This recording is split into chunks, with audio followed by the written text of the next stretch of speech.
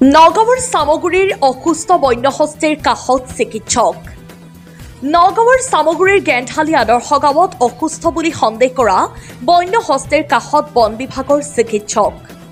কাজিৰঙাৰ পৰা অহা চিকিৎসকে নিৰীক্ষণ কৰি হস্তীটো অসুস্থ নহয় বুলি জনায়। পেট ফুলি থকাটো বন্যহস্তীৰ সাধাৰণ বিষয়, প্ৰয়োজন নাই চিকিৎসাৰ। ভৰিত থকা আঘাতৰ চিনক লৈও মন্তব্য প্ৰকাশ চিকিৎসকৰ। उस प्रॉब्लम में है, क्या बताऊं? तो हमें आज इन्फॉर्मेशन मिला था कि एक हाथी घूम रहा है, उसको चोट लगा हुआ है और उसका पेट फूला हुआ है। तो हम लोग यहाँ पे आए हैं, काजीरंगा से हैं, wildlife trust of India से।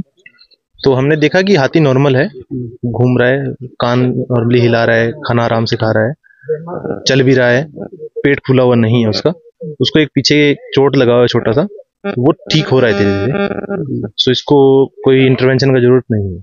अभी कुछ नहीं करोगे आप लोग? नहीं, कोई करने का जरूरत नहीं है। और यहाँ पे और भी हैं इसके हर्डमेट्स जो हैं, और इसको जरूरत नहीं है कुछ करने का। যোৱা পৰহি মই খবৰ পালোঁ, আমাৰ সাংবাদিক বন্ধুজনে মোক জনাইছিলে যে এটা হাতী এটা অসুস্থ হৈ ঘূৰি আছে। চ' ফটো আৰু ভিডিঅ' আমি তাৰ ল'লোঁ, লৈ আমি দুদিন ধৰি মনিটৰ কৰি আছোঁ তেখেতৰ মুভমেণ্ট। তাৰপিছত আমি CWRCক খবৰ দিলোঁ কাজিৰঙা, তাৰপৰা ভেটেনাৰী টীম আজি আহি তেখেতসকলে চালে হাতীটো। তেখেতে কোৱা মতে হাতীটো বৰ্তমান খোৱা বোৱা কৰি আছে, মুভমেণ্টটো কৰি আছে। আৰু যিহেতু সেইটো হেৰি পোহনীয়া হাতী নহয়, এইটো বনৰীয়া হাতী হয়। চ' তাৰ প্ৰপাৰ আমাৰ নৰ্মেল ট্ৰিটমেণ্ট কৰাতকৈ অলপ প্ৰচুৰটো বেলেগ হয়, আৰু প্লাছ সি অকলশৰীয়া নহয়, লগত হাৰ্ড আছে, জাকটা আছে। চ' আমি তাক মনিটৰ কৰি আছোঁ। যদি বিশেষ কিবা ব্যৱস্থা ল'ব লাগে, আমাৰ টীম ৰেডি আছে, ভেটেনাৰী টীম নিশ্চয়।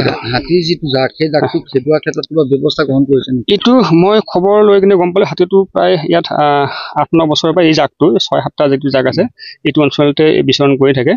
আৰু তাৰ বিষয়ে আগৰ হিষ্ট্ৰী মই খবৰ ল'লোঁ যে এবাৰ তাক খেদি পঠোৱাৰ ব্যৱস্থা কৰিছিলে, কুমকি হাতী লগাই কিনে পাহাৰত উঠাই থোৱা আছিলে, কাৰ্বি আংলং পাহাৰত। কিন্তু সেইটো ইমান ফলপ্ৰসূ নহ'লগৈ। পিছদিনাই আকৌ হাতীখিনি আকৌ নামি আহিলে। যিহেতু ইয়াত হাতীৰ আৱাসস্থলী অলপ আছে, অলপমান গ্ৰেজিং ৰিজাৰ্ভ আছে, তাত খোৱা পানীৰ মানে পানী চানীৰ ব্যৱস্থা আছে, সেইকাৰণে চাগে ইয়াত পাৰ্মানেণ্টকৈ থকাৰ কিবা হেৰি কৰিছে। তাৰ বিষয়ে আমি অলৰেডি আমাৰ DFO জনাইছোঁ, কিবা যদি চলিউশ্যন ওলাই আমি নিশ্চয়কৈ কৰিম। একেবাৰে সৰু পোৱালি নাই, বাট চাব এডাল্ট আছে। এটা কথা ৰাইজে সদায় উল্লেখ কৰে, বন বিভাগে ঠিকে কৰে কাম, আহে হাতীৰ পৰিমাণ বেছি আছে, গতিকে এফালে খেলিলে এফালে নাইকিয়া হয়। এই ক্ষেত্ৰত বন সুৰক্ষা কৰ্মী কম আছে নেকি? সেইটো মাজৰে অভিযোগ আছিলে। তাৰপিছত আমি বেটেলিয়ান এক্সট্ৰাক দিলোঁ ইয়াতে 5জন। অকল আমাৰ ইয়াত নহয়, চালনাত চব জেগাতে হাতীৰ সমস্যা আছে। চ' আৰু নতুনকৈ 10জন বেটেলিয়ান আনিছোঁ আমি।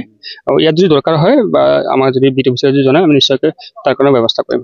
নতুনকৈ কিবা খোলা ব্যৱস্থা কৰিছে নেকি, যে ৰেঞ্জ টাইপত ইয়াত আৰু ক'ৰবাত? যদি কেম্পৰ দৰকাৰ হয় আমি নিশ্চয়কৈ সেইটো কৰিম। আমি অলৰেডি ৱাচ টাৱাৰৰ কাৰণে প্ৰপ'জেল দিছোঁ কিছুমান জেগাত, য'ত মানে হাতীৰ কৰিডৰ আছে, সেইটো কাৰণে প্ৰপ'জেল দিছোঁ। চ' সেইটো হ'লেও এই বছৰ চাগে হৈ যাব লাগে। নগাঁৱৰ পৰা বিভূতি বৰাৰ প্ৰতিবেদন, সুহানা লাইভ।